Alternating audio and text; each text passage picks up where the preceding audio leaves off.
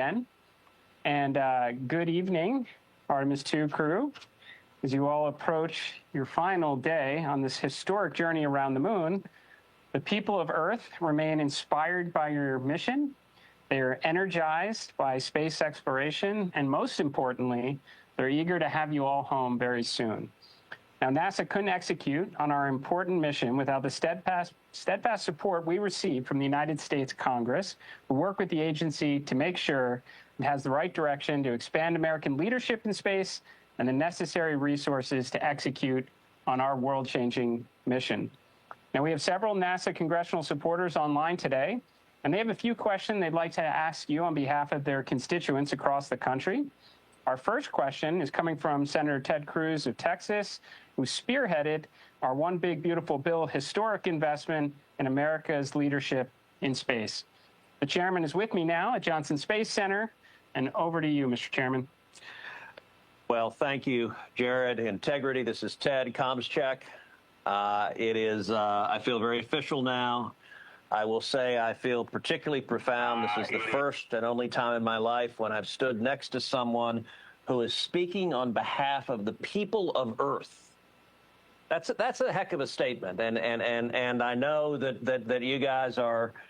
I can only imagine the awe and wonderment you feel, but I want to just start by saying thank you. You are inspiring. That is not hyperbole when Jared speaks about the people of Earth. Across the planet, people are watching you and amazed, watching you put food packets away, as we were doing just a few minutes ago, watching you float around with the floating head, and you are bringing people together all across our globe. So thank you. Thank you for your good cheer. Thank you for your eloquence. Thank you for inspiring people. I have two questions. Number one, if you could go back in time and talk to yourself at age 10, what would you tell yourself about going to the moon? And then question two, if and when they make a movie about this, who do you want to play you?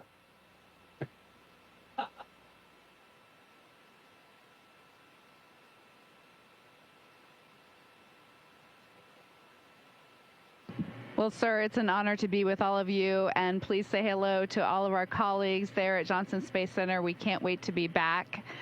My 10-year-old self, I recently found some photos of myself on a family vacation at Kennedy Space Center, and we were posing in front of the Saturn V rocket with my siblings, and my parents.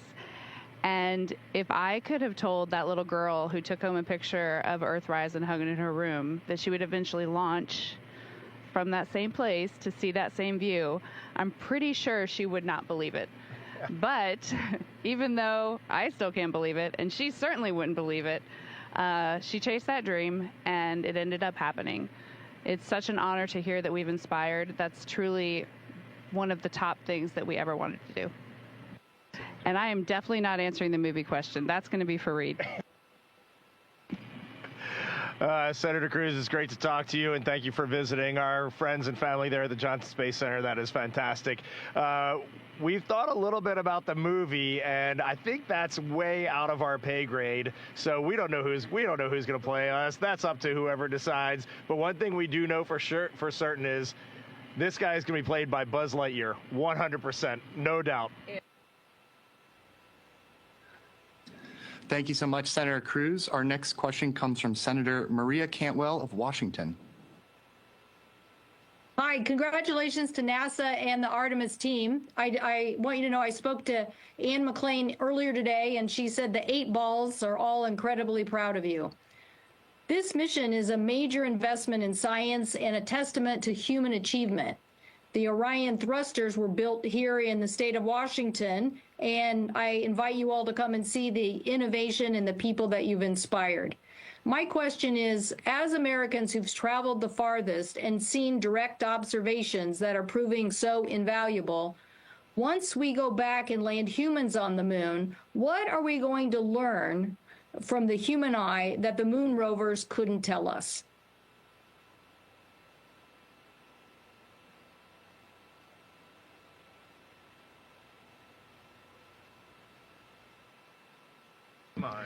You know, I hope this really resonates because of right now and what's going on back there, at least what we hear about going on back home and in our communities, I think you all can feel the energy that this mission has brought. I really hope so.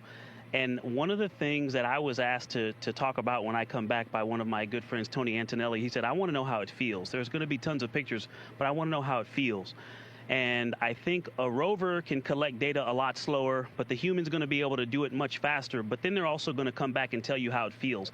But physiologically, in a technical and medical sense, but also in an emotional sense, so that we can continue to have that human connection, not just the scientific and exploration, but the human connection.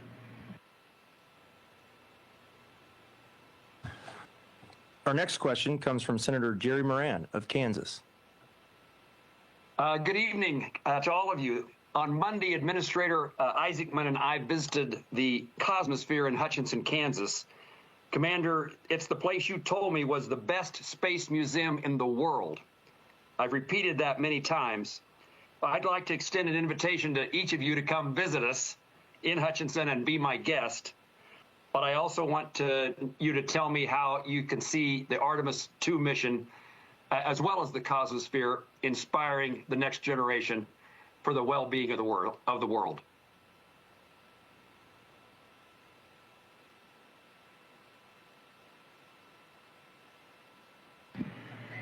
Well, sir, I'll definitely take you up on that invitation because I have yet to see that museum, and I've just heard amazing things about it. So I look forward to that opportunity. And I hope that maybe something from this mission will end up in that museum at some point in the future. As far as inspiration goes, I really think it comes down to just getting stuff done. And you can have an inspiration program, you can invest a lot of money in that, or you can have a program that just goes out and gets things done, like the Artemis program is doing. And then you can spend your inspiration program dollars on just disseminating that to the masses. And that is what I see happening here right now. I think we're knocking it out of the park. Thank you, sir. Our next question is for Reed, comes from Senator Chris Van Hollen of Maryland. Well, greetings to all of you. Reed, I had a special question for you because of your old alma mater.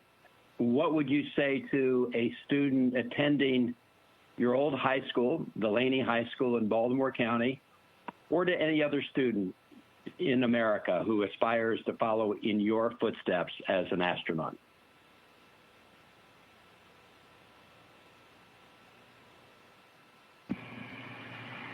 Well, Senator, it's great to talk to you. It's great to talk to you, especially from my home state of Maryland there. Lots of love. And I think, this could be a huge answer, but most simply, I think that the students of today, they've got to be willing to fail. They've got to be willing to take some risk in their school. Straight A's, that might be important to some, but really expanding your horizons, going out and doing things that are difficult, things that scare you, things that you might have to try a few times before you get them right. That's all well and good, and that's a huge part of the learning process. And one of my biggest takeaways from life is it's not how well you succeed, it's how well you fail. And when you have a tough spot, you got to get up and get back on the horse and keep on going. And I think that's so critical for the youth across the nation and across the world today. Just keep driving and keep trying and keep innovating. Thank you. Good advice. Thank you. Next up, we have a question from Congressman Brian Babin of Texas. Hello, Artemis II crew, Reed, Victor, Christian, Christina, and Jeremy. I'm so proud to represent the team at Johnson Space Center and supporting you every step of the way. The entire country is inspired by your work and your dedication. It's amazing. And my question would be, if you could relive one moment of this mission so far, what would it be?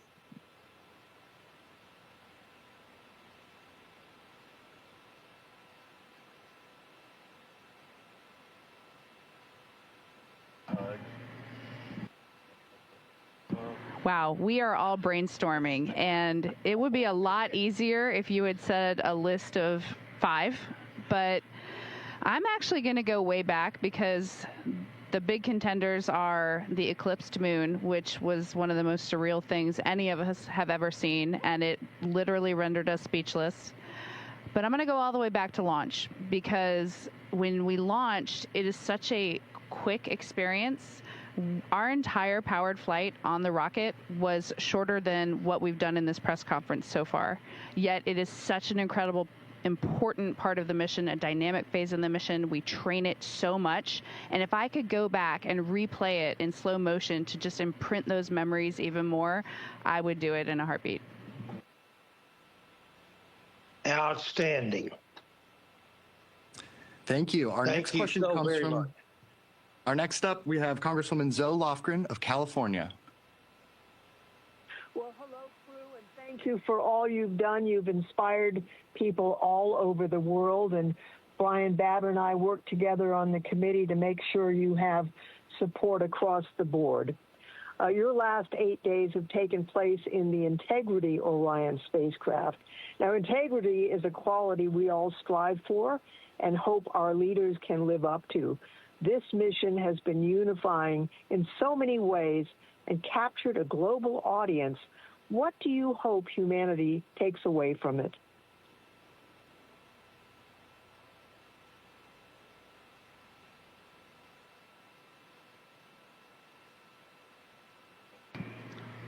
Thank you for that question, and hello to everyone in California.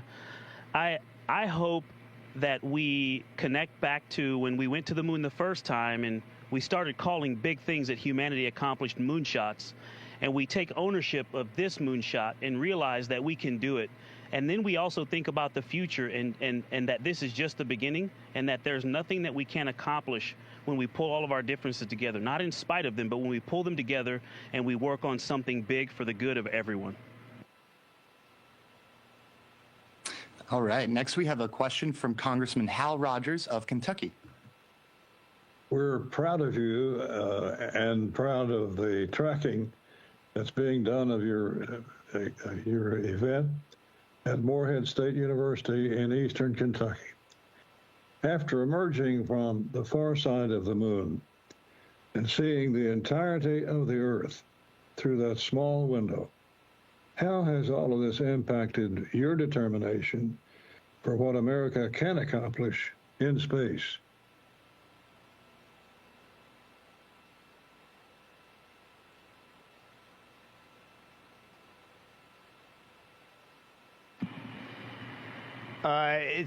It reminds you, first, just being, right now we're 106,000 miles away from planet Earth still, and we'll be home tomorrow. Part of this is just scale. It is unbelievable to think that we could build a international team led by the United States of America and set our sights out on a sustained presence on the moon and onto Mars, and then we can go and achieve it. And I know we did this in Apollo, and it was absolutely amazing, but I will tell you, having been there, the four of us having been there just now, this is nothing short of a miracle. It is incredible that we can go out and do this, that we can play with gravity, that we can target around the moon, that we can send 4 humans in a spaceship 250,000 miles from home and bring them back. There is nothing this nation cannot do when it has a vision. It just has the capability to go out and get anything done we want to get done. All right, next up we have Congresswoman Grace Meng of New York. Hello to our crew. This is Grace Meng from Queens, New York. Thank you to the administrator, and thank you to our trailblazing crew. My question is, thank you for taking the time to speak with us. Our entire country has been following your journey with pride, and we're incredibly grateful for your service. You've spent years in simulators at Johnson Space Center that recreated every vibration, system failure, cockpit light with high accuracy, and most of you have even been to the International Space Station. Now that you're almost home, what is the one thing that has surprised you about this mission that your training and prior space experience did not or could not prepare you for? And we can't wait to welcome you back to Earth. Thank you again.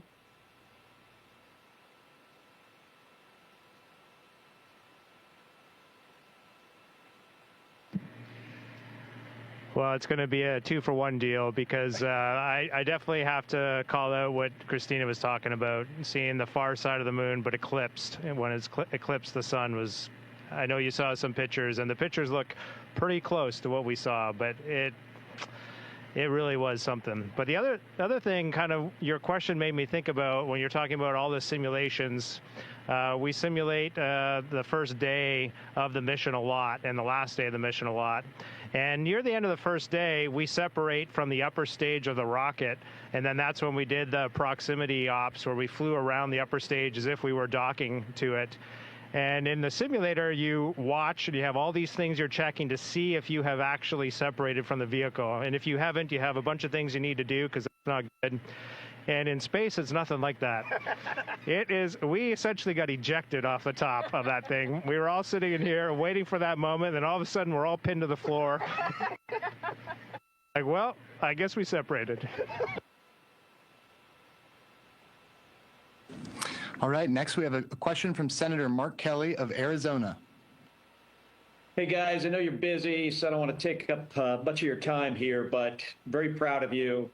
World's looking up because of you. You've reminded millions of people what a crew and a mission and a shared purpose can really do. So thank you for taking and carrying the hopes of a nation beyond the horizon. I think we really needed this at this point in our history. I really appreciate it. And Victor, since I'm in John McCain's Senate seat and you are a McCain alum, so this question is for you. Just curious, how fast are you going at EI? What kind of G profile are you going to be on? And how sporty of a ride do you expect it to be when those chutes open?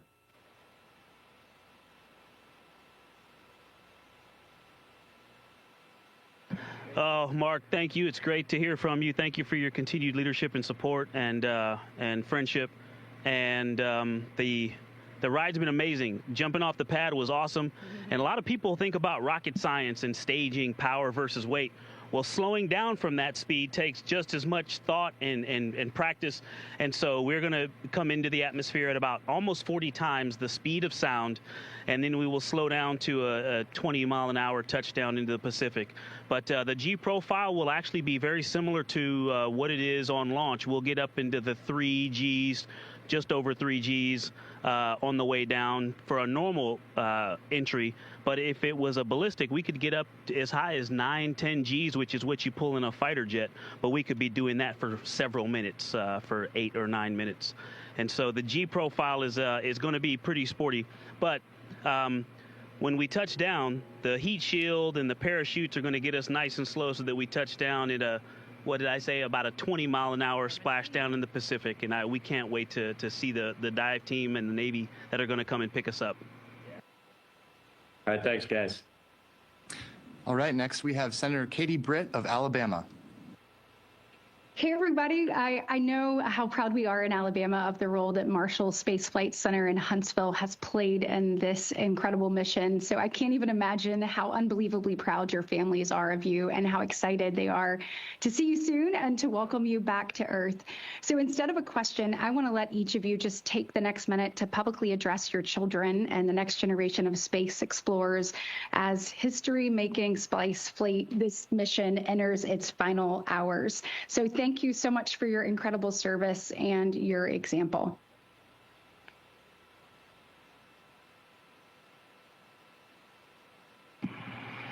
Thank you very much for this question. We are in a maneuver right now, so I hope we don't lose the signal briefly, but we just heard the thrusters firing on the service module to reorient us. We have a return trajectory correction burn number 2 coming up in just a little while. But I just want to look at my daughters, Ellie and Katie, and just say I love you, and their support has been unbelievable. I don't think they knew what this mission really meant when we launched, but they have learned through the outpouring of public support, their friends' support, and family support. Really, the world has come together. We have seen it, and we have seen it through their eyes, too. And it has been a very proud moment for me as their father to see the joy in their expression and the way they email and communicate when we have private conferences. It's still on. For my 3 children, Devin, Ashley, and Caitlin, I think it's worth pointing out, I learn as much, maybe more from you than you learn from me.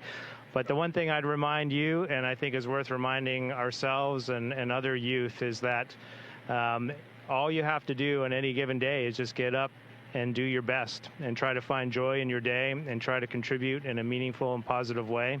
And that's it. And I think we as humans, we put too much pressure on ourselves looking for perfection. And if you look at what we're doing out here, it is far from perfection, but we are getting it done. Wait, that's us. The view.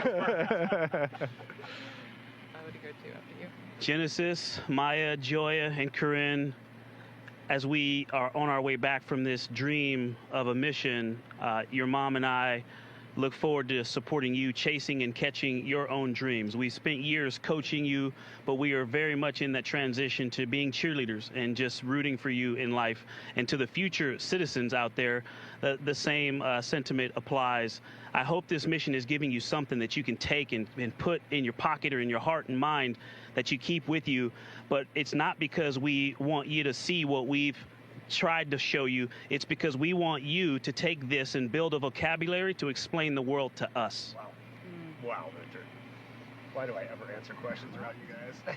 That was incredible. That was incredible. I'll take this second to say something to my 9 nieces and nephews, which is, I love you, and thank you for the amazing letters you wrote me, the amazing pictures you drew me. You had beautiful Earths and rockets, and they truly touched my mission, and I feel like you're here with me. All right, next is Congressman Mike Herodopoulos of Florida. Hi, crew. This is Congressman Mike Herodopoulos, and I represent Kennedy Space Center in Congress. And what a thrill to have watched you take off from Kennedy Space Center. It truly unified America. I have a question from one of our local voters here in Indian River County. Her name is Renee, and she said, what were you thinking when you were going around the moon, the furthest ever from Earth, on the dark side of the moon? We'd love to hear your thoughts as you made your way around the moon out of radio contact.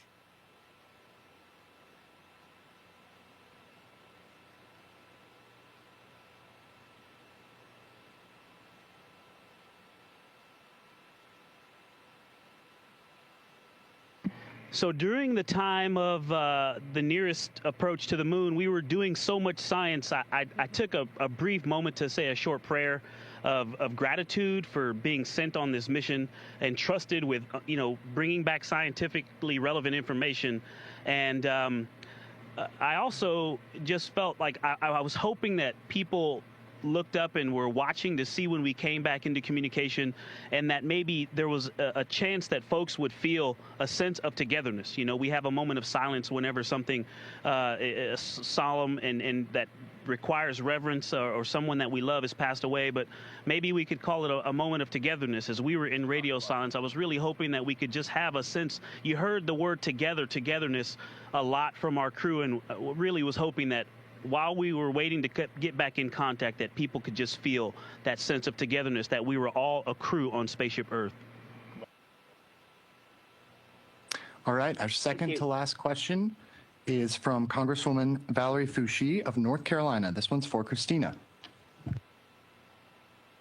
Good evening, Artemis II crew. Indeed, you are inspirational and you make us all proud Americans.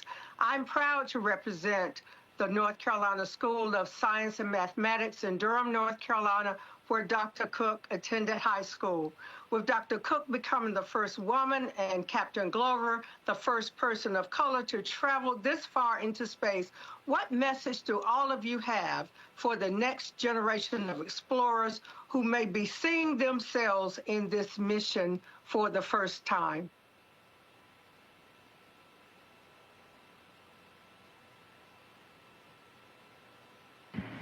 Well, it's such an honor to speak with you and that you represent Durham. All of my family lives there, and they're all flying to Houston right now, hopefully to watch our splashdown. So Durham is very near and dear to my heart. There's a lot to say about that topic. I feel like for us, we don't necessarily see any one individual as, deserving of anything or accolades for being a first. What we see is something to celebrate, that we are in a time when everyone who has a dream has to work equally and gets to work equally hard to achieve that dream. And so my message to those people is, yes, it is wonderful to feel inspiration because you see yourself in someone. I had that growing up. You had that growing up. I think that the message, the takeaway would be, you don't have to focus on just being there. Focus on excellence. Focus on being the best that you can be in any team, in any mission, contributing to any endeavor. And that will get you not only the fulfillment and meaning of your life, but you'll contribute the most to the world. Dude. All right, and we have time for one final question. We'll send it over to Senator Ashley Moody of Florida. Thank you so much. And I know we started with Senator Cruz from Texas, and I love that we're ending with Florida Senator. It's such an honor where you launched. I was there for the launch of Artemis II. It was so exciting. Florida's been the beating heart of American space exploration for over 60 years. What would you say to the kids from Florida who were there that day watching the launch, really kids from Pensacola to Miami, who may want to follow in your footsteps one day as astronauts, or maybe work for NASA, or even in the space industry? What would you say to them?